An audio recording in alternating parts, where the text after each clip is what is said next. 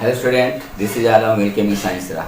My dear student, मैं आप लोगों के लिए इस वीडियो में ट्रांसपोर्टेशन और एक्सक्रीशन दोनों का एमसीक्यू और साथ ही साथ शॉर्ट आंसर, लॉन्ग आंसर, जो भी इंपॉर्टेंट क्वेश्चंस होंगे, या तो वो एनसीईआरटी का होगा, या फिर वो एग्जाम्पलर का होगा, या फिर वो इनसाइड होगा। और सबसे इम्पोर्टेंट बात ये है, ये जो क्वेश्चन है ये आपके बोर्ड के लिए और आपके जो प्री बोर्ड या फिर जो आपके क्लास टेस्ट या फिर आप लोगों के जो टर्मिनल एग्जामिनेशन में है, इसमें से कोई भी क्वेश्चन बाहर नहीं जाने वाला, ये मैं गारंटी के साथ बोल सकता हूँ मैं, ठीक है। लेकिन थोड़ा सा एक और मैं आपको ये भी बोलूँगा कि इसके जस्ट पहले जो कुछ वीडियोस आए मेरे, जिसमें से वीडियो लैग कर रहे हैं, मीन्स उसमें थोड़ा सा इशू आ रहा है वीडियो का, मीन्स थोड़ा सा साउंड प्रॉब्लम्स हो रहे हैं। I am sorry for this. उम्मीद रहेगा कि आगे से ये वीडियो में कोई इशू ना हो। बात तो समझ में आ गई होगी आप लोगों को। अब मैं दूसरा अनाउंसमेंट करने जा रहा हूँ। मैं वो अनाउंसमेंट ये है कि जो भी बच्चे जो मेरे वीडियो से पढ़ रहे हैं तो वो मुझे कमेंट्स कर लेंगे कि उनको अगर क्वेश्चन चाहिए, तो मैं आप लोगों को टेलीग्राम का एक चैनल बना रहा हूँ मैं, जिसमें हर चैप्टर का हर एक क्वेश्चन का contents with answer, means question with answer डाल दिया जाएगा, जिसमें से हर बच्चों को जो भी पढ़ रहे हैं उसको पूरा का पूरा नोट्स मिल जाए, पूरा का पूरा एमसीक्यू का मिस विथ रीज़न।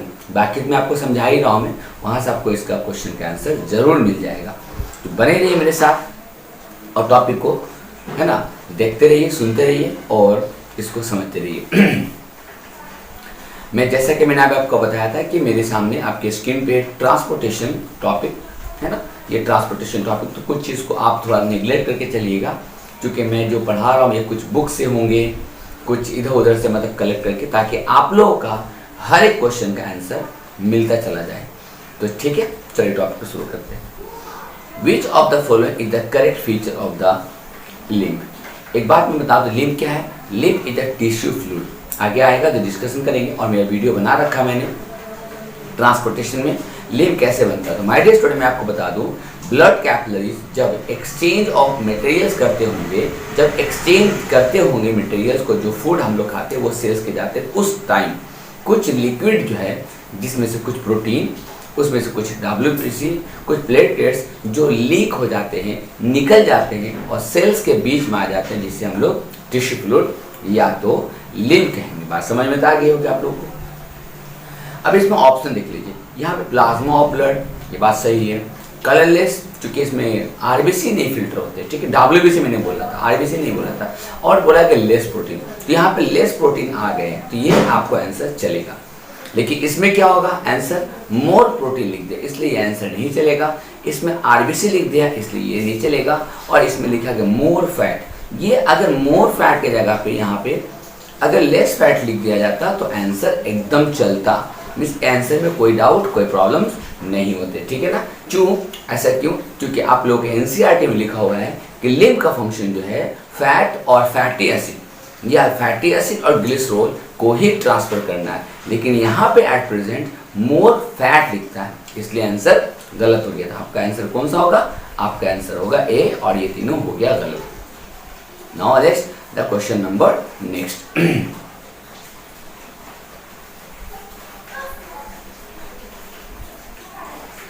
यहाँ पे देख लेते हैं आप क्वेश्चन नंबर नेक्स्ट में, जो नो वैस्कुलर वॉल्स, ये आगे अभी जस्ट क्वेश्चन आएगा, तो वहाँ पे मैं आपको दिखाऊंगा।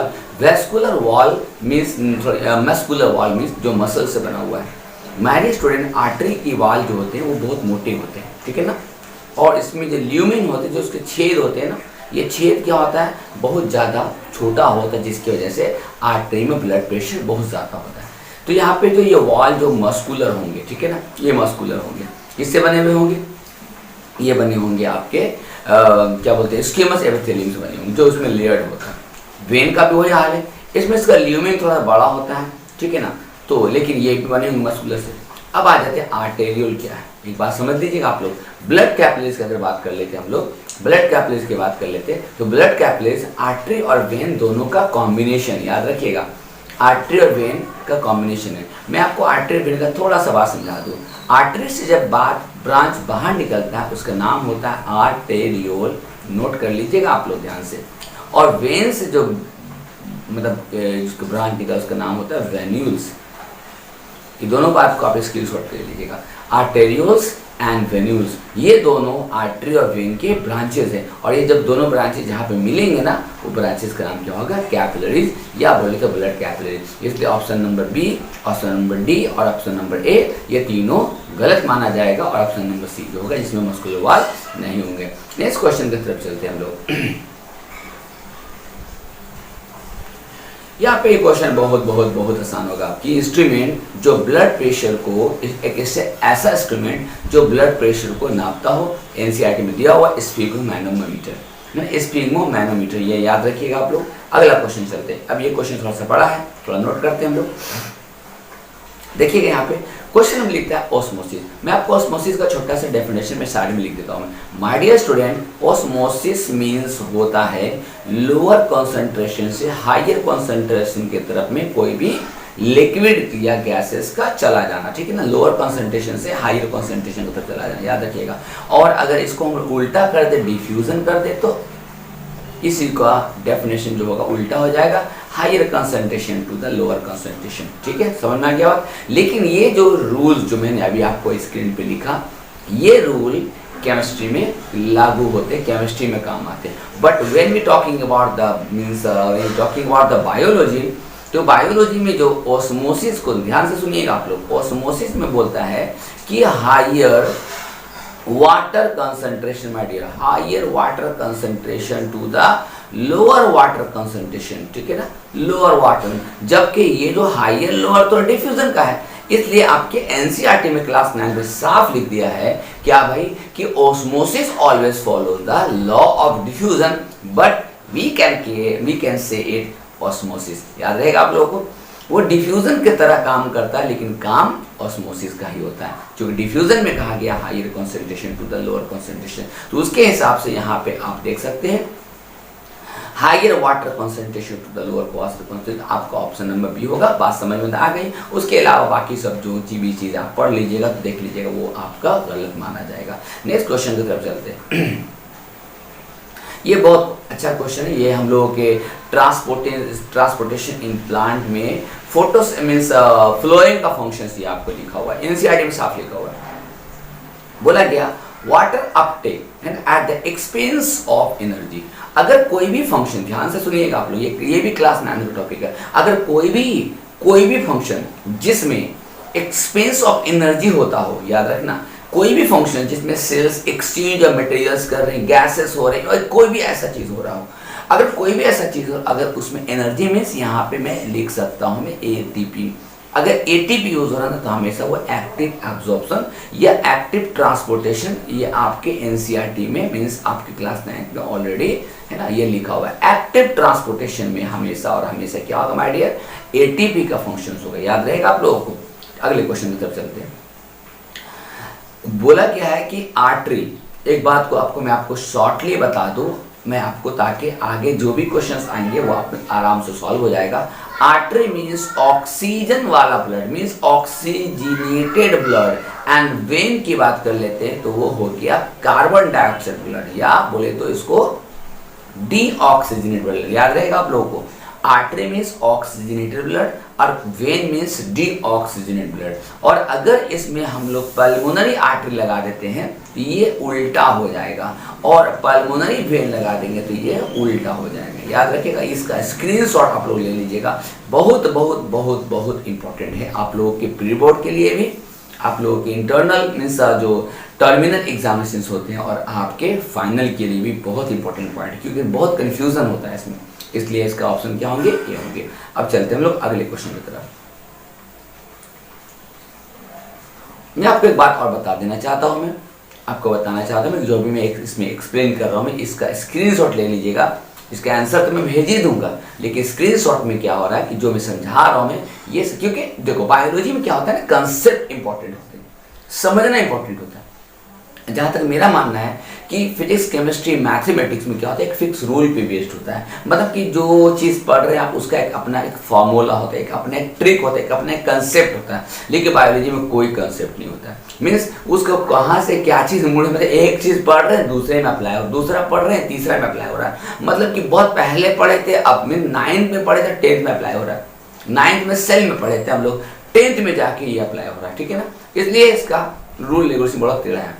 अब my dear student, lymph flow कैसे करता है, करेक्ट बात बताइए।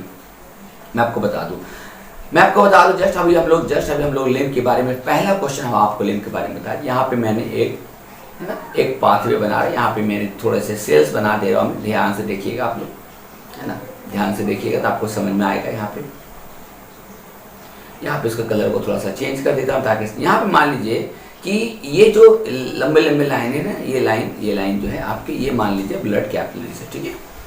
और ये जब क्या हो रहा है, अपने मटेरियल्स को जब इस सेल को क्या कर रहे हैं, कुछ दे रहे हैं होते हो, तो उसी टाइम में क्या होता है, कुछ लिक्विड जो इसके अंदर से निकल कर क्या हो जाएगा, इसी एरिया में जो स्पेसेस इसके अंदर खाली है ना, वैकेंट स्पेस है बिटवीन द सेल्स, इसमें क्या होगा, वो सारे लिक्विड क्या हो जाएंगे माय डियर, भर जाएंगे। याद रहेगा आप लोग, सारे लिक्विड इसमें क्या हो जाएंगे, फिल हो जाएंगे, बोले तो भर जाएंगे, बोले तो पूरा का पूरा डूब जाएगा। समझ में आ गया?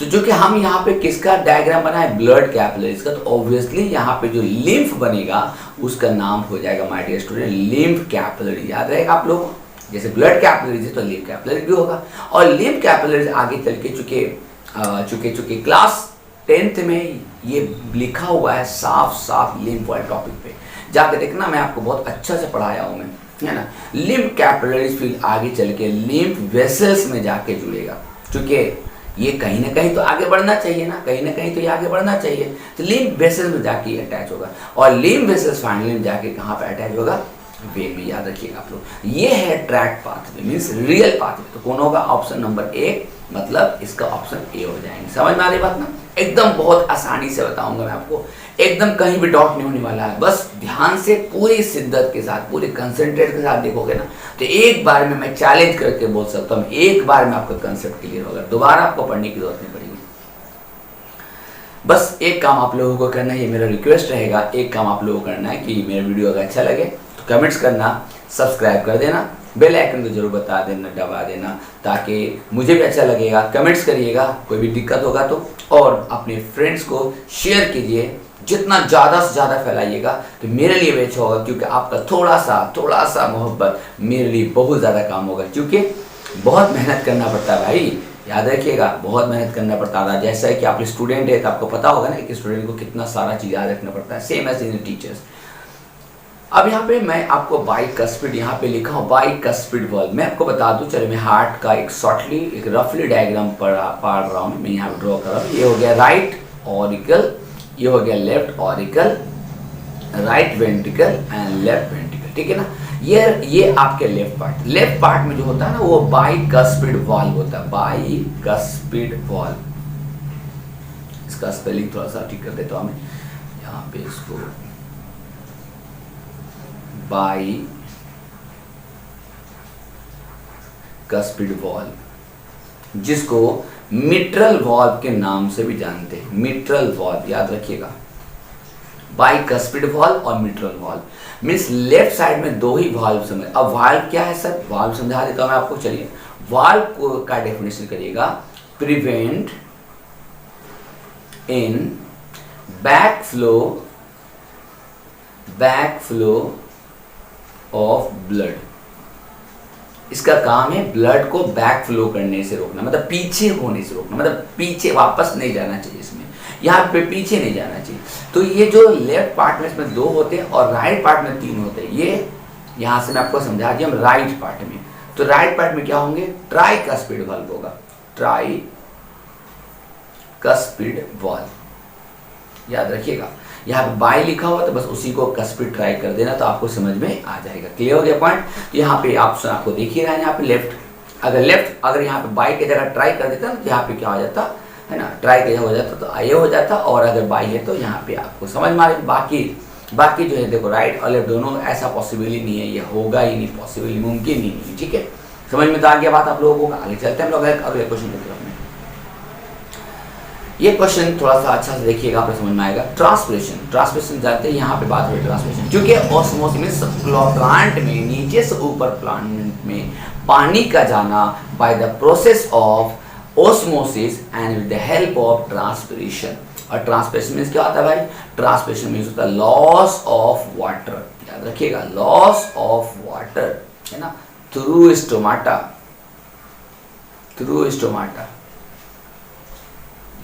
है ना। अब ये इवापोरेशन के थ्रू भी हो सकता है या हाई इंटेंसिटी ऑफ लाइट के थ्रू भी हो सकता है। यहाँ पे बोला कि हाई इंटेंसिटी लाइट होगा, गर्मी ज़्यादा पड़ेगा तो पानी ज़्यादा लॉस होगा। जैसे पसीना, आपका पसीना गिरता है, अभी आप पढ़ रहे होंगे तो हो सकता है लाइट कट जाए तो आपको गर्मी लगेगा, ऑब्वियसली लगेगा, क्योंकि टेम्परेचर बढ़ रहा है ना। टेम्परेचर, अगर आपकी बॉडी से टेम्परेचर जैसे आगे बढ़ेगा तो ऑटोमेटिकली आपको क्या होगा माय डियर, आपको तुरंत का तुरंत क्या लगेगा, गर्मी लगना शुरू हो जाएगा। आपको तुरंत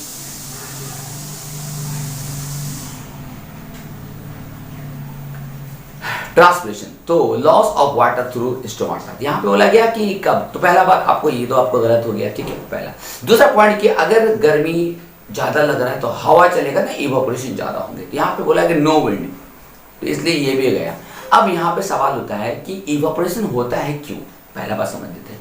अगर इस स्पेस में जहाँ पे आप रह रहे हो, जहाँ पे बैठे हुए आप ना, उस जगह पे अगर ह्यूमिड मीन्स एटमॉस्फेयर में वाटर वेपर का कंटेंट कम अगर होगा ना, तभी ट्रांसपिरेशन ज्यादा होगा, या बोले तो बहुत तेजी से होगा। तो अगर ऑलरेडी ह्यूमिड है, जैसे लिखा विंडी एंड ह्यूमिड, अगर विंडी ह्यूमिड है तो ट्रांसपिरेशन फास्टर नहीं होगा, इसलिए ऑप्शन आपका ए और ये आपका ऑप्शन नंबर बी यहाँ पे आपका कंप्लीट हो जाता है, ठीक है।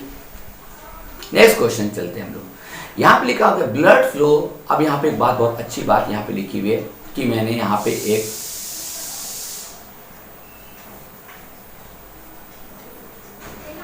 यहाँ पे आपका मीन्स यहाँ पे मैं लंग्स लिख देता हूँ, मैं यहाँ पे मैं बॉडी लिख देता हूँ मैं, क्योंकि यहाँ पे आपकी बॉडी में यहाँ पे लेग्स कर दिया है, तो लेग्स से ब्लड जाएगा आपके राइट पार्ट में, याद रखिएगा। तो ये अगेंस्ट द ग्रेविटी जाता है, ठीक है ना, अगेंस्ट द ग्रेविटी मतलब नीचे से ऊपर जा रहा है, नीचे से ऊपर जा रहा है, तो फिर कैसे जाएगा, अगेंस्ट द ग्रेविटी कैसे जाएगा।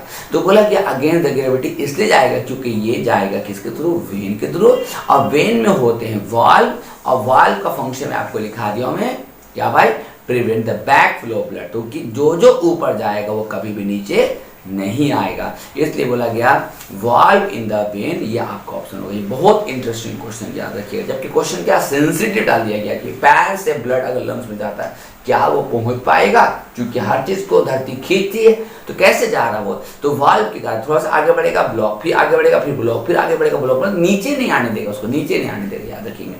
अगला क्वेश्चन की तरफ चलते हैं।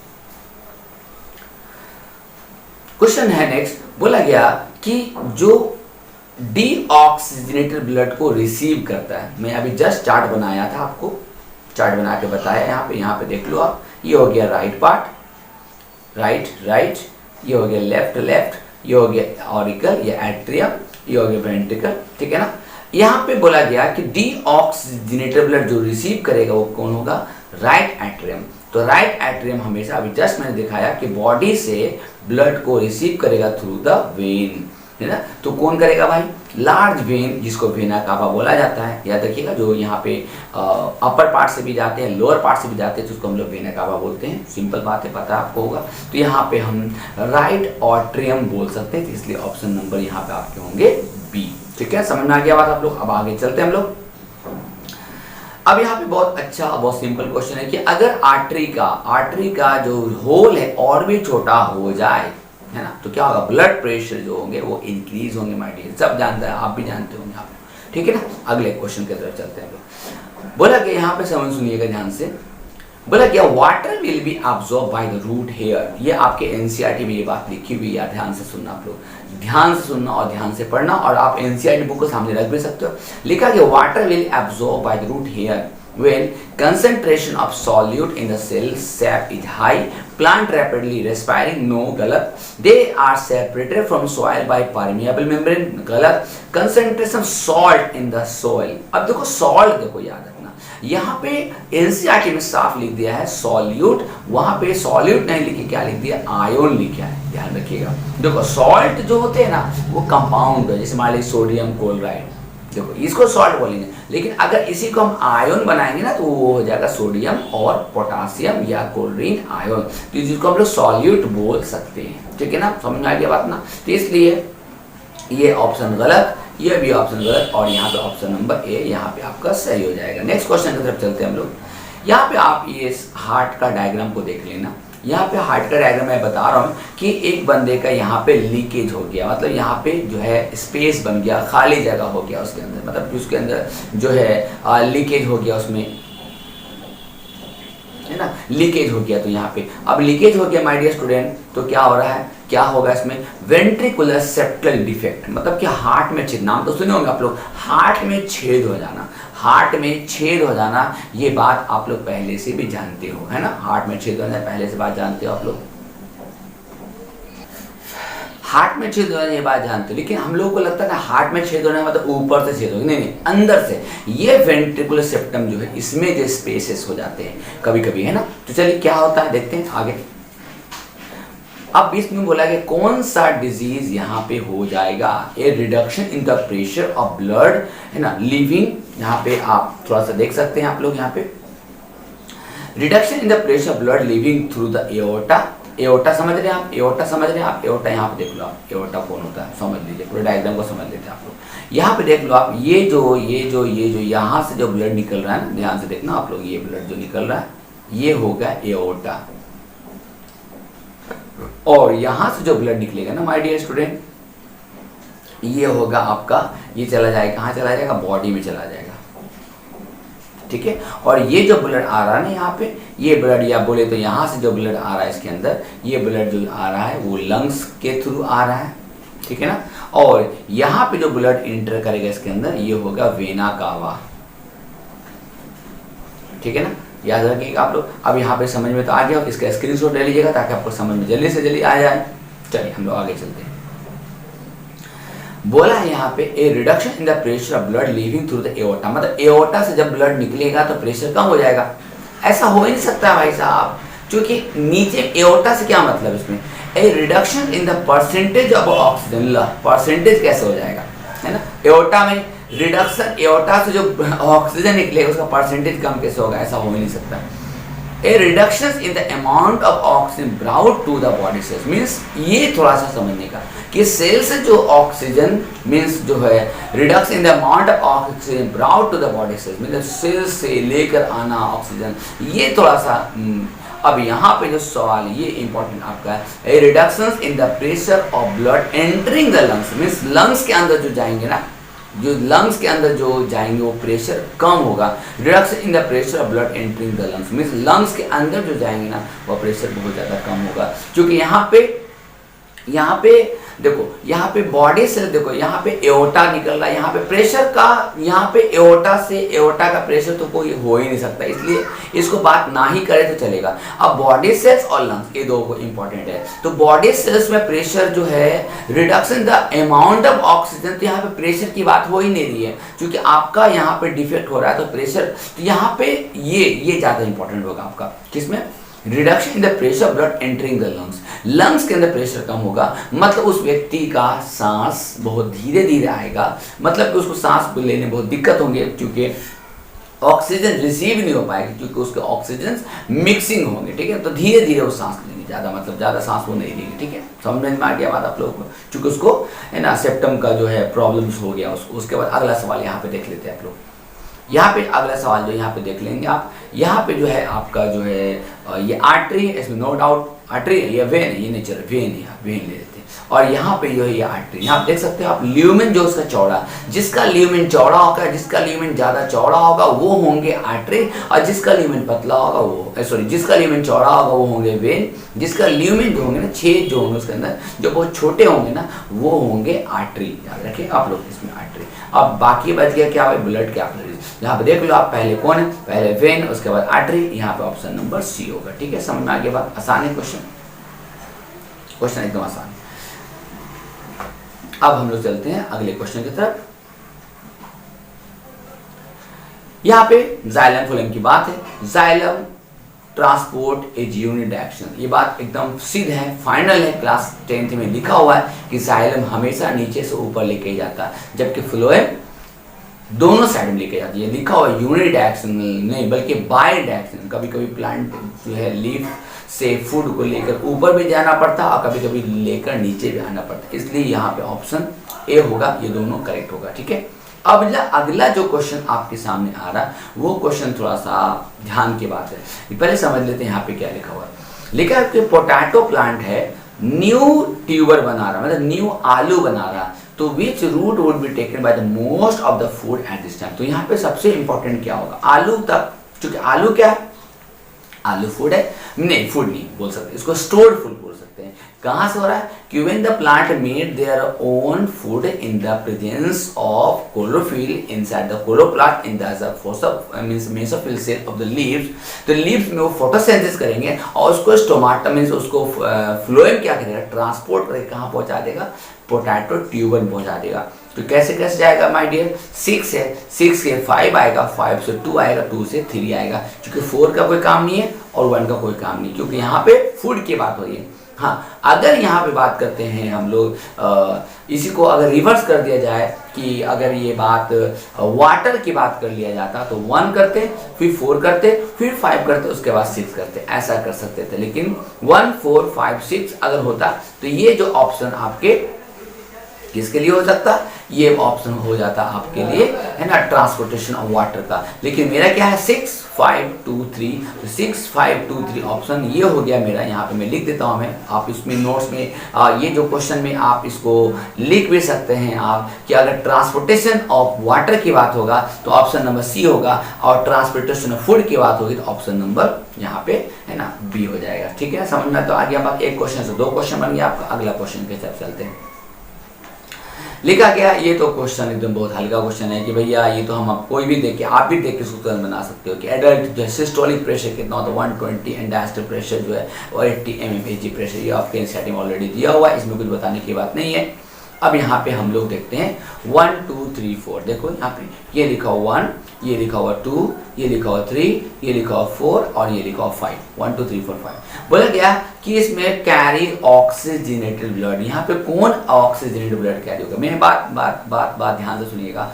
ऑक्सीजनेटेड ब्लड हमेशा लेफ्ट पार्ट में होता है, मैं आपको पहले भी ऊपर भी बता रखा हूँ मैं, ऑक्सीजनेटेड बात है ना, और डीऑक्सीजनेटेड बात जो होगा किसमें होगा माय डियर स्टूडेंट, वो होंगे आपके राइट साइड में, है ना, राइट साइड में, यहाँ पे डीऑक्सीजनेटेड बात। ठीक है, याद रखिएगा आप लोग। तो ऑप्शन आगे तो आ ही रहा आपके सामने, लेकिन ऑप्शन आने के बाद से पहले ही आप समझ सकते हो कि 1 नंबर 4 नंबर और 5 नंबर यही होंगे। 1 नंबर 4 नंबर नहीं, सॉरी 1 और 4 ही हो सकते हैं मेरे ख्याल से, 1 और 4 हो सकते हैं, क्योंकि ऑक्सीजनेटेड बात अगर करते हैं तो चलिए देखते हैं क्या ऑप्शन इसका है। ऑप्शन इसका क्या है यहाँ पे लिखा हुआ, ठीक है। तो यहाँ पे बोलेगा 1 2 3 4, तो गलत, 1 and 4, देखो 1 and 4, 1 है ना, 4 से आ रहा है और 1 से जाएगा, 4 से आ रहा 1 से जाएगा, तो अब ऑप्शन नंबर यहाँ पे सी होंगे। और अगर बात कर लेते डीऑक्सीजनेटेड बोल दिया जाता माय डियर स्टूडेंट, यहाँ पे ऑप्शन ऐसे दिए हुए नहीं, तो 2 3 और 5 ये किसके लिए होता है, डीऑक्सीजनेटेड। में इसमें लिख देता हूँ मैं, आप लोग इसका नोट्स बना लीजिएगा, एक्स्ट्रा क्वेश्चन यहाँ पे बना लीजिएगा। और 1 और 4 ये ऑक्सीजनेटेड के लिए ऑलरेडी क्वेश्चन में लिखा हुआ है, ठीक है। यहाँ पे मैं लिख देता हूँ 2 3 और 5, और ये हो गया आपका 1 और 4, ठीक है। इसका स्क्रीनशॉट ले लीजिएगा, आपको समझ में आ जाएगा। चलो आगे अगला क्वेश्चन चलते हैं। ये भी क्वेश्चन बहुत आसान है। यहाँ पे आप इस क्वेश्चन को देखिएगा तो थोड़ा सा आपको कंफ्यूजन होगा, लेकिन समझ में जरूर आएगा आपको, कंफर्म बहुत सब समझ में आएगा। यहाँ पे देखिए 1 नंबर में क्या हो रहा है, 2 नंबर में क्या हो रहा है, 3 नंबर में क्या हो रहा है। बोला गया कार्डियक साइकिल क्या हो रहा है, मतलब हार्ट में इन एंड आउट, ब्लड के अंदर आना और ब्लड जाना। तो कैसे हो रहा है, सबसे पहले बात कर लेते हैं। यहाँ पे दोनों साइड में क्या होगा, मेरा ये ऑरिकल, या आप ही बोलेंगे एट्रियम रीजन, और ये मेरा वेंट्रिकल रीजन है। तो यहाँ पे 2 नंबर में आ रहा है, 1 नंबर में जो होगा कहाँ चला जाए, वेंट्रिकल में। ये पहला मीन्स 2 नंबर में क्या जा रहा है माय डियर स्टूडेंट, 2 नंबर में जा रहा है आपका, यहाँ पे मैं इसको नोट कर देता हूँ, हटा देता हूँ, तो आपको समझ में ज़्यादा अच्छे से आएगा। 2 नंबर में ऑरिकल मारा है, और 1 नंबर में वेंट्रिकल में जा रहा है, और 3 नंबर में जो होगा वो वेंट्रिकल से बाहर जा रहा है। तो आपका ऑप्शन क्या होगा, 2 1 3, और ऑप्शन नंबर सी यहाँ पे आपको दिख रहा होगा, है ना। चलिए आगे चलते हैं, आगे क्वेश्चन 2 1 3 होगा इसमें।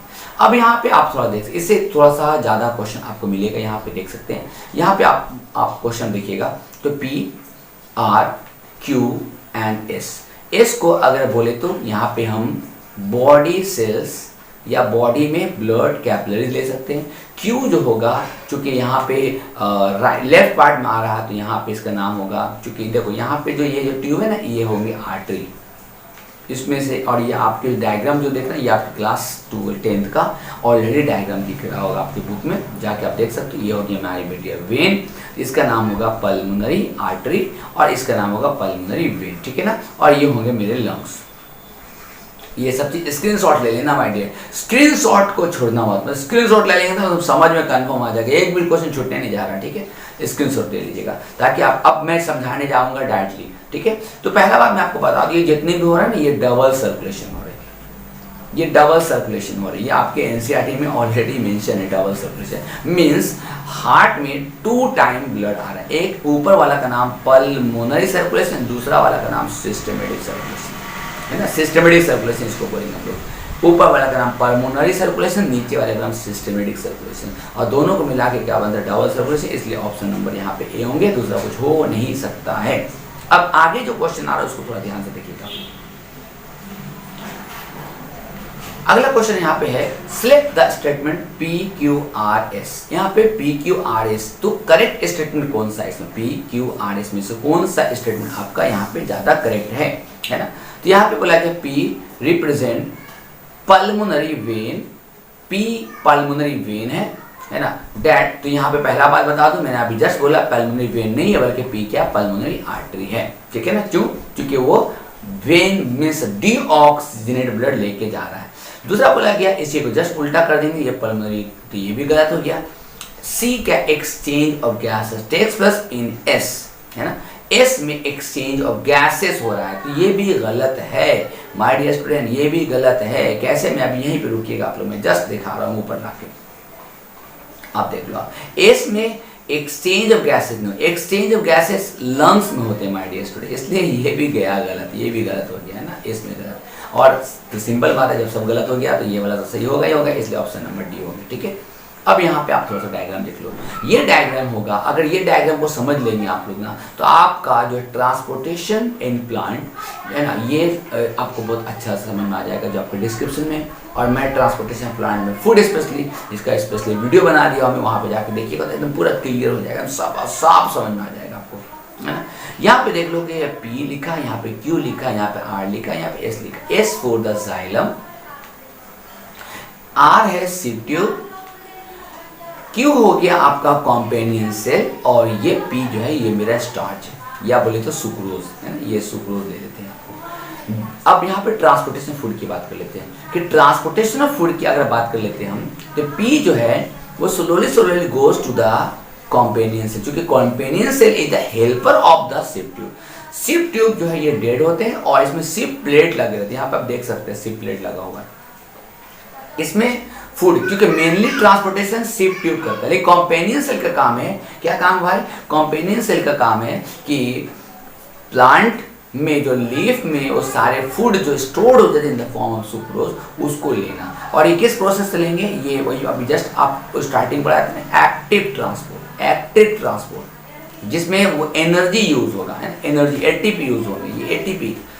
और जैसे ही ये इसमें आएगा, मैं इसको बहुत अच्छा समझा दूं, जैसे ही इसमें से इसमें आएगा तो इसमें जो होगा ना, ये जो सुक्रोज दिया जो दिया हुआ सुक्रोज, इसका कंसेंट्रेशन बहुत हाई हो जाएगा, जिसके बिना पे एस से निकलकर सिप, है ना, जाइलम से निकलकर कहाँ पहुंच जाएगा, पानी सिप ट्यूब में पहुंच जाएगा। और जब पानी सिप ट्यूब में पहुंच जाएगा तो फिर पानी क्या करेगा, नीचे लेकर आएगा, डायग्राम देख लीजिए आप, पानी नीचे लेकर आएगा आएगा आएगा आएगा, और फूड को जो है कहाँ पहुंचा देगा, नीडी रीजन पे, रूट्स में पहुंचा देगा। और जब फूड जब रूट में पहुंच गया, यहाँ से निकलकर रूट पहुंच गया, तो वापस पानी फिर से कहाँ चला जाएगा माय डियर, जाइलम में चला जाएगा। इसका मतलब कि ट्रांसपोर्टेशन ऑफ वाटर, वाटर के लिए तो जरूरी है, मीन्स ट्रांसपोर्टेशन ऑफ वाटर जो है ये तो जाइलम करता ही करता है, लेकिन ट्रांसपोर्टेशन फूड में भी वाटर का बहुत ज़्यादा इंपॉर्टेंस है, क्योंकि अगर वाटर ने हेल्प नहीं करेगा तो शायद फूड किसी भी जगह नहीं जा पाता, क्योंकि ऑस्मोटिक प्रेशर बहुत ज़्यादा बढ़ जाता है, ठीक है। अब इसमें से क्वेश्चन क्या है वो समझ लेते हैं। इसमें क्वेश्चन को आप समझिएगा तो आपको समझ में बहुत अच्छा से आएगा। बोला कि P एक मेसोफिल सेल, P जो है मेसोफिल सेल है, which synthesize sucrose and transport it to the phloem companion cell by active transport।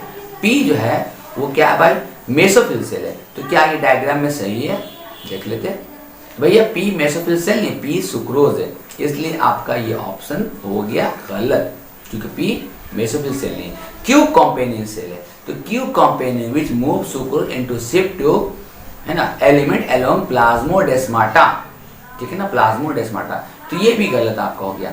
Are is a sieve tube which translocation from the leaf phloem to stem phloem to root phloem occurs, है ना। और S is a xylem vessels through which water diffuses by active transport into ship tube. ये answer आपके NCERT के हिसाब से सही है। ये आपके एनसीईआरटी में ऑलरेडी लिखा हुआ है कि वहां पे एक्टिव ट्रांसपोर्ट का होना जरूरी है, एनर्जी यूटिलाइज होगा, पानी को खींचा जाएगा किससे, जाइलम से, किसमें, शिप ट्यूब में। तो आपका ऑप्शन कुछ समझने की जरूरत नहीं, ऑप्शन आपको डी डायरेक्टली आपका बुक के हिसाब से आप लिखा हुआ है। 64 में थोड़ा सा देख लेते हैं हम लोग। अब बोले अगर एक ग्राफ बना दिया गया, एक ग्राफ जो है आपका ट्रांसमिशन रेट का है, एक ग्राफ जो है वाई की तरफ में और एक ग्राफ जो एक्स की तरफ में। आप यहाँ पे देख सकते हैं, आप यहाँ पे identify two factor X and Y select.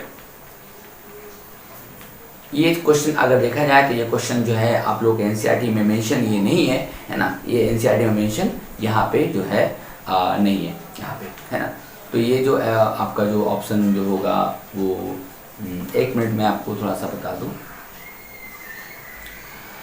यहाँ पे जो है आपका जो इसको क्वेश्चन को छोड़ देता हूँ मैं, क्योंकि ये फिर कभी डिस्कशन करेंगे तो आपको समझा देंगे। यहाँ पे मैं आपको लेके चलता हूँ, है ना। 65 क्वेश्चन में 65 में लिम्फेटिक सिस्टम की बात कर लेते हैं आपको, है ना। 65 में लिम्फेटिक सिस्टम की बात कर लेते हैं। बोला गया है नॉट फंक्शन ऑफ लिम्फेटिक, इसमें कौन ऐसा lymphatic function, interstitial fluid back to the circulatory system help in maintain the fluid balance. आपको तो बता दिया था मैंने आप लोगों को, लिम्फेटिक सिस्टम में लिम्फ का टोटल ब्लड वेन में चला जाता है। ऐसा नहीं है कि लिम्फ में एक अलग तरह का ब्लड फ्लो हो रहा है और ब्लड में एक अलग तरह का लिम्फ में जो है एक अलग तरह का फ्लूइड बह रहा है और क्या बोलते हैं हम लोग, जो ब्लड में अलग तरह का फ्लूइड बह रहा है, नहीं ऐसा नहीं है, वो वापस फिर से वो चला जाता है। ये वैसे इट एब्सॉर्ब फैट, ये मैं आपको पहले ही बता दी, स्टार्टिंग में था, बस और कुछ सोचना नहीं, ये भी बात सही है। It provide defence against the disease, क्यों सर, इसलिए क्योंकि इसमें WBC बोलते हैं। अगर WBC है तो वो अगेंस्ट, क्योंकि WBC क्लास 9 में था soldier of the body, means हमारे बॉडी का जो है वो क्या है भाई, वो सोल्जर है, मतलब हमारे बॉडी में वो फंक्शंस करते हैं हमारे बॉडी को अगेंस्ट। इसका मतलब यहाँ पे नन ऑफ दीज होगा, इसमें आंसर नन ऑफ दीज होगा। ठीक है, समझ में आ गया बात। अब मैं यहाँ से लेके चलता हूँ आपको एक्सक्रीशन के ऊपर, मैं दोनों वीडियोस एक साथ में लेके आ रहा हूँ, है ना। Excretion nephron is the functional unit of kidney, कुछ समझना नहीं है। Tube extending between the kidney and urinary bladder, means kidney और यूरिनरी ब्लैडर में जो ट्यूब जो दोनों को जोड़ता है ना, वो कौन होगा, यूरेटर होगा माय डियर। यूरेटर ही होंगे जो किडनी और, है ना। और यूरेथ्रा क्या भाई, ये है, यहाँ से यूरिन निकलता है। आपको वास डिफरेंस है, एसोफेगस ये सब उसके पार्ट नहीं है। चलिए आगे चलते हैं। अब अगले case, in the case of renal failure means kidney fail होना, यूरेमिया, ज्यादा यूरिक एसिड निकल, which one of the following employed, तो कौन सा काम करेंगे, तो ये भी आपके एनसीईआरटी में लिखा हुआ, ये जो चीज लिखा हुआ है ना, ये आपके एनसीईआरटी में मोर टू नो में ऑलरेडी मेंशन है। हीमोडायलिसिस किया जाएगा उसको, और कोई kidney transplantation, kidney removal, lithotripsy, ये सब कुछ पढ़ना ही नहीं आपको, डायरेक्टली आपके बुक में लिखा हुआ था। फिर क्यों इधर उधर जाना आपको, है ना, क्यों जाना आपको। अब ग्लोमेरुलर फिल्ट्रेशन, यहाँ पे ध्यान से देखना आप लोग, ग्लोमेरुलर फिल्ट्रेशन की बात इज पॉसिबल बिकॉज, ये ग्लोमेरुलर पॉसिबल क्यों होंगे my dear student.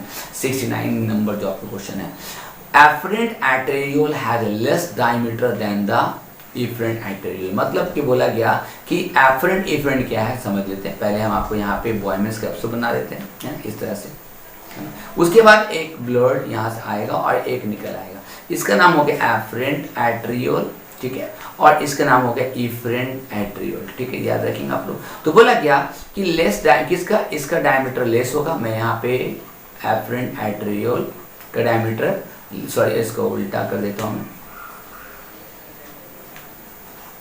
Less diameter than the efferent arteriole. तो ऐसा करना, अगर इसमें डायमीटर कम होंगे तो ऑटोमेटिकली क्या होगा, वो ब्लड ज़्यादा आएगा नहीं, वो साइटोक्सिक सब्सटेंस जो है नेफ्रॉन फिल्टर ही नहीं होंगे। एफरेंट आर्टेरियोल का डायमीटर ज़्यादा होना चाहिए किससे, इफरेंट से, इसलिए ऑप्शन जो होंगे आपका ये सही होगा। और दोनों का सेम होगा तो फिर बहुत समय लग जाएगा फिल्टर होने के लिए, है ना। तो इसलिए ये दोनों गलत और ये भी गलत, सॉरी ये भी गलत, इसका ऑप्शन नंबर बी होगा। क्योंकि एफरेंट का डायमीटर ज़्यादा होना चाहिए और इफरेंट का डायमीटर कम होना चाहिए, तभी जाके सारा काम हो पाएगा। अगला क्वेश्चन यहाँ पे आप देख सकते हो, यहाँ पे ऑप्शन, तो यहाँ पे बोला कि इसका जो डायमीटर क्यू जो है ना, ये डायमीटर ज़्यादा होना है और इसका डायमीटर कम होना चाहिए। एल्ब्यूमिन 70 नंबर क्वेश्चन सुनिएगा। Albumin is the most abundant protein in blood plasma, ठीक है। एल्ब्यूमिन बहुत ज़्यादा होता है, 60% ऑफ ऑल प्लाज्मा प्रोटीन, मतलब जितना भी प्लाज्मा प्रोटीन का 60% केवल एल्ब्यूमिन होता है। A person found to be reduce level of plasma albumin due to kidney damage, मतलब किडनी डैमेज हो गया, मतलब किस बोले तो किडनी में चोट लग जाना, किडनी में यूरिन फिल्टर नहीं होना, कुछ भी होगा। Which level part would you accept with the primary site of damage for the patient, इसमें से कौन सा पार्ट है, ध्यान से सुनना, इसमें से कौन सा ऐसा पार्ट है जो डैमेज हुआ होगा। 60% प्लाज्मा प्रोटीन बोला गया, यहाँ बोला गया सुनिएगा, which of the label parts would you accept to the primary site of damage for the patient, इसमें से कौन सा पार्ट पेशेंट का डैमेज होगा। मैं आपको इस डायग्राम को पहले समझा दूँ। ये हो गया आपका एफरेंट एट्रियोल, ये हो गया आपका इफरेंट एट्रियोल, ये हो गया आपका ग्लोमेरुलस, ये जो है आपका इसको बोलते हैं पीसीटी, मैं आपको पढ़ा रखा हूँ मैं। ये हो गया टी जो है लूप ऑफ हेनली, है ना। आर का नाम डीसीटी, है ना। ये मैं नाम रख दिया हूँ मैं, सबको आप स्क्रीनशॉट ले लीजिएगा आप लोग, ठीक है। आगे चलते हैं हम लोग।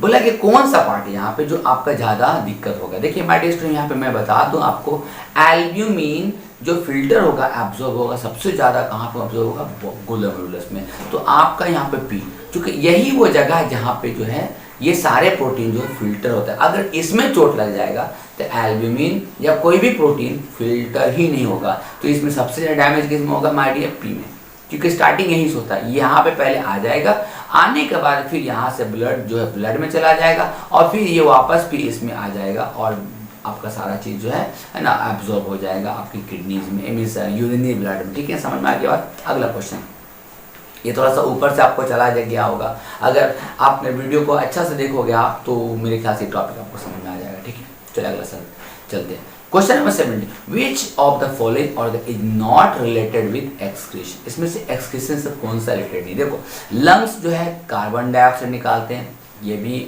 मेटाबॉलिक एक्टिविटी के बाद ही होते हैं। पैन, अब स्किन की बात करेंगे, स्किन जो है आपका बोले तो स्वेट निकालते हैं, है ना, ये भी एक्सक्रीशन है। लीवर की बात करते हैं, लीवर का काम क्या है भाई, जितने भी डिटॉक्सिफाइंग, जितने भी खराब चीज़ आरबीसी जैसे डिस्ट्रॉइंग या डेड आरबीसी, इसको भी करते हैं। आरबीसी डेड की बात कर लेते हैं, ये भी है ना। लेकिन पैनक्रियास जो है कुछ अच्छा चीज़ निकालते हैं, खराब चीज़ नहीं निकालते, क्योंकि ये कभी कभी ये इंसुलिन निकालते हैं तो कभी कभी पैनक्रियाटिक जूस निकालते हैं, ठीक है। तो इसका ऑप्शन कौन होगा, B. Kidneys do not perform the function of, kidneys do not function of, कौन का फंक्शन किडनी का नहीं होगा भैया, वो एंटीबॉडीज नहीं बनाएंगे, ध्यान रखना, एंटीबॉडीज नहीं बनाएंगे वो कभी भी, है ना। किडनी एंटीबॉडी नहीं बनाता माय डियर स्टूडेंट। अब हम लोग आगे चलते हैं, अगला क्वेश्चन की तरफ में चलते हैं। बस खत्म होने वाला है, क्योंकि इसमें से लगभग 40 क्वेश्चन अप्रोक्सीमेटली है इसमें।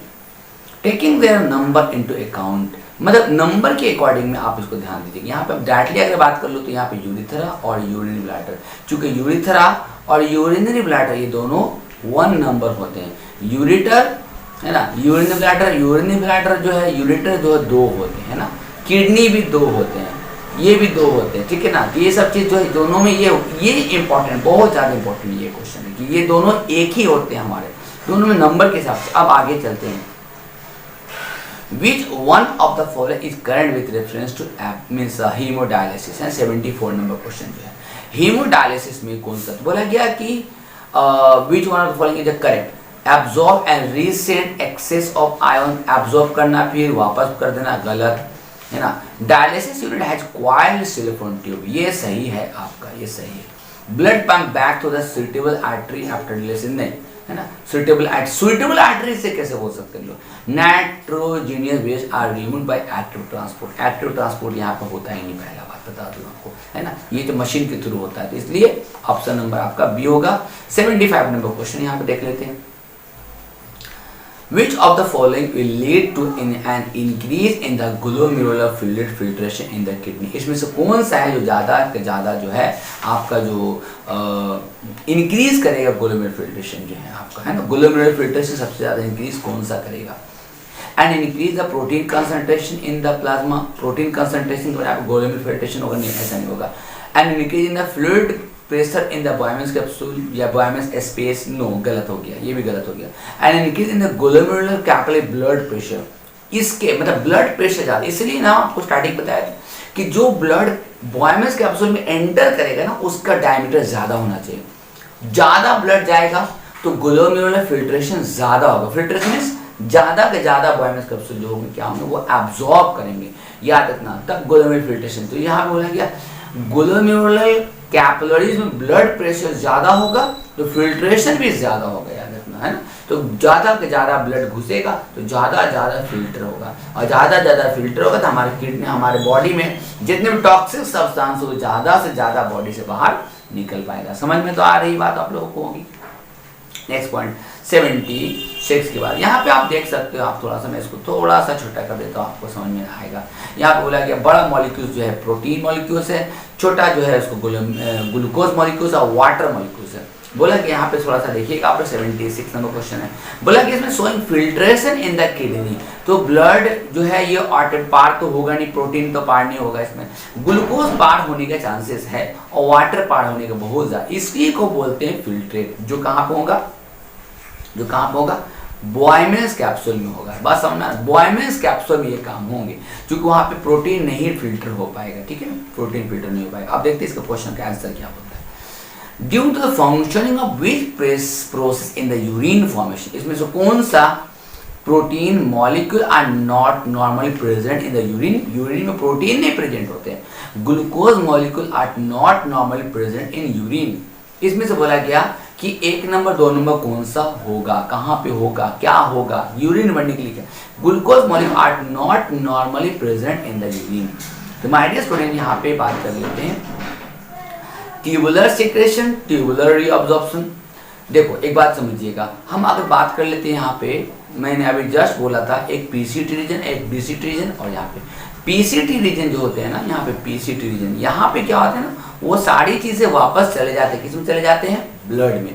और डीसीटी रीजन में क्या होता है, मीन्स ब्लड से वापस जो है, डीसीटी ब्लड से फिर से वापस जो होते हैं वो सारे चीज जो ब्लड में बॉयमेंस कैप्सूल में जो चीज एब्सॉर्ब नहीं हो पाया वो वहां से फिर से जो है आपका ट्यूब्यूल में वापस आ जाते हैं, ठीक है ना। अब यहाँ पे जो बोला गया option glomerular filtration, glomerular filtration में जो है प्रोटीन नहीं जाता है, और ट्यूबुलर रीअब्जॉर्प्शन में अगर ग्लूकोज आ गया तो फिर से वो रीअब्जॉर्ब कर दिया जाए किसमें, पीसीटी में, वापस से ब्लड में डाल दिया। अगर ग्लूकोज आ गया तो वापस चला जाएगा। तो यहाँ पे ग्लोमेरुलर फिल्ट्रेशन में प्रोटीन नहीं जाते क्योंकि मॉलिक्यूल ज्यादा बड़ा है, जैसा डायग्राम देख सकते हैं आप। और ट्यूबुलर रीअब्जॉर्प्शन में ऐसा हुआ है कि भैया जो भी चीज अगर गलती से ग्लूकोज आ गया तो वापस जो फिर से कहाँ भेज दिया जाएगा, ब्लड में भेज दिया जाएगा, ठीक है। और नेक्स्ट क्वेश्चन 77 पर 2-3 क्वेश्चन और देख लेते हैं। वेस्ट प्रोडक्ट इन प्लांट कौन है, यहाँ पे ऑल ऑफ दिस कर, कुछ सोचना नहीं क्योंकि प्लांट में तो थोड़ा सा इंसाइड दिया हुआ है, क्या भाई, gum, latex, essential oil, water vapour, oxygen, carbon dioxide, fallen leaves, bark, ये सब और सब जो है waste product my dear student. समझ में तो आ गया होगा आप लोगों को, चलिए आगे चलते हैं। The liquid which is collected from the cavity of Bowman's capsule, है ना, blood plasma minus blood protein, blood plasma तो होंगे लेकिन blood protein नहीं होंगे। ये आपको ग्लाइकोजन वाटर हो जाते हैं, यूज बाइल फॉर एक्सक्रीशन हो जाते हैं, कंसंट्रेट यूरिन हो जाते हैं, मतलब हो सकते हैं, लेकिन ब्लड प्लाज्मा तो रहेंगे लेकिन प्रोटीन नहीं रहेगा क्योंकि प्रोटीन का मॉलिक्यूल जस्ट हम लोग देखिए कि बड़े बड़े मॉलिक्यूल्स होते हैं जो ग्लोमेरुलर फिल्ट्रेशन में वापस नहीं जा पाते, ठीक है। समझ में आ गया बात, यहाँ पे ये आपको ऑप्शन कर सकते हैं। Next, kidney of vertebrate resemble with contractile vacuole. देखो कॉन्ट्रैक्टाइल वैक्यूल की बात कर लेते 79 नंबर, तो बोला गया है expelling out excess of water, क्योंकि हम जहाँ तक बात करते हैं किडनी का, तो किडनी के काम वाटर निकालना, कॉन्ट्रैक्टाइल वैक्यूल में भी प्रोटोजोआ क्या करेंगे, वाटर ही निकालेंगे। ये दोनों वर्टिब्रेट और यूनिसेलुलर ऑर्गेनिज्म दोनों का क्या है भाई, दोनों का यहाँ पे मल्टी मीन्स क्या बोलता है, दोनों का मीन्स मिक्सिंग है। एंड लास्ट क्वेश्चन ध्यान से देखिएगा आप लोग, लास्ट क्वेश्चन, बस जाइए मत, बस लास्ट क्वेश्चन देख लेते हैं। फंक्शन ट्यूब्यूल ऑफ नेफ्रॉन का क्या भाई फंक्शन क्या है, ट्यूब्यूल का फंक्शन क्या है, ध्यान से सुनना आप लोग। बोले to filter large molecule like protein, blood, glomerulus. तो पहला बार प्रोटीन मैंने आपको जैसे बता दिया, गलत हो गया। सिलेक्टिवली रीअब्जॉर्प्शन याद रखिएगा। Useful substance like glucose, amino acid, ये आपके एनसीईआरटी में लिखा हुआ है, इसलिए रीअब्जॉर्ब वाटर फ्रॉम फिल्ट्रेट नहीं, फिल्ट्रेट में तो हो ही नहीं सकता है ना। To collect the urine from the eventual and pass to the blood capillary, no, गलत।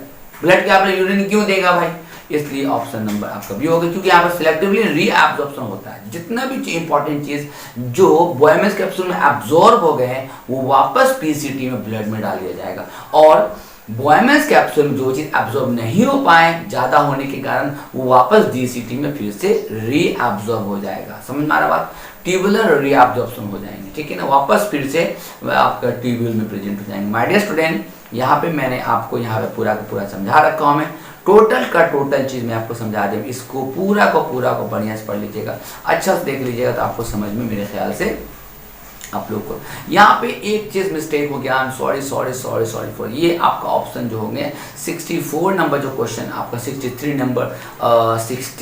नंबर जो क्वेश्चन आपके होंगे वो ये गलत तो था ही, ये गलत तो था ही, है ना। 63 नंबर ये आपका जो है ये डी नहीं सही है ना, गलत नहीं सही, डी नंबर ही सही होगा, कंफर्म 63 का डी नंबर ही ऑप्शन आपके सही होंगे, इसमें नो डाउट है, ठीक है माय डियर। इस वीडियो को अच्छा से देखिएगा, समझिएगा, मजा आएगा, सारा का सारा को नोट कर लीजिएगा आप लोग, तो कंफर्म है टर्मिनल एग्जाम में, प्री बोर्ड में और फाइनल में इस टॉपिक से तो क्वेश्चन नहीं छूटे। पीछे भी मैंने बहुत सारे क्वेश्चन बना रखा हूँ, इसके बाद मैं आपको लेकर आ रहा हूँ शॉर्ट आंसर लॉन्ग आंसर का डिस्कशन, जो बहुत मजा आने वाला है, तो बहुत मजा आएगा, फाड़ू होगा, मतलब फाड़ दिया जाएगा पूरी तरीके से, एक एक क्वेश्चन को समझा दूंगा, आपको दिमाग में घुसा दूंगा आप लोगों का, छोड़िएगा मत, है ना, ध्यान से देखिएगा, कोई भी क्वेश्चन नहीं छूटने जा रहा। जो भी बच्चा कमजोर है बोल देना, आलम सर की क्लास कर लो आप ऑनलाइन में, अगर समझना है बायोलॉजी, क्योंकि मुझे पता है कि ज़्यादातर बायोलॉजी समझ में नहीं, क्योंकि स्कूल में बायोलॉजी क्या होता है ना, समझा ही नहीं पाते टीचर्स उसको। दूसरा क्या है इसमें एलर्जी क्या होता है कि जो क्लास 6 से जो स्टार्ट होता है ना, 6, 7, 8, 9, 10, तो क्लास 6 से ही बायोलॉजी स्टार्ट हो जाता है, लेकिन बच्चे को कहाँ पढ़ना पड़ता है, 8, 9, 10 सॉरी 9, 10 नहीं सॉरी 10th में, और बच्चा के क्लास 8 नहीं कवर है, 9 नहीं कवर है, 7 से ही शुरू हो जाता है 9 तक टॉपिक, वहाँ पर दिक्कत हो जाता है। इसलिए जाइए बोलिए, जो बच्चा को पढ़ना है अच्छा से बायोलॉजी, समझ में नहीं आता है बायोलॉजी, इंटरेस्टेड है बायोलॉजी, तो बोलना आलम सर क्लास जरूर करेंगे, साइंस से हम जरूर से जरूर करेंगे। माय डियर स्टूडेंट, मिलते हैं हम लोग अगली वीडियो में, तब तक के लिए